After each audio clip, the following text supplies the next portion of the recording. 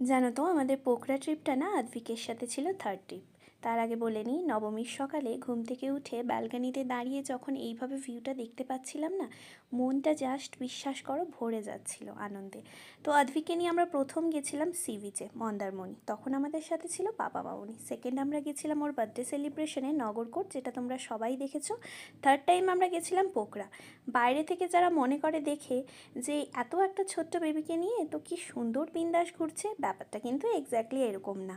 যারা যায় তারাই বোঝে যে কতটা প্রবলেম ফেস করতে হয়। বিকজ আদ্ভিক কিন্তু ভীষণ ছোট, প্রত্যেকটা ছোট বেবিকে নিয়ে তাদের মা বাবাকে যখন একটা ট্রিপ প্ল্যানিং করতে হয় না, অনেক মেন্টালি প্রিপেয়ার্ড হতে হয়। আর আমি মনে করি এই প্রিপারেশন যারা নিতে পারে তারাই একটা ট্রিপ করতে আগ্রহ দেখাতে পারে। আর আমরা এগুলোতে হ্যাবিচুয়েটেড, তাই জন্যই আমরা ছোট্ট থেকে আদ্ভিককে নিয়ে বেরোচ্ছি।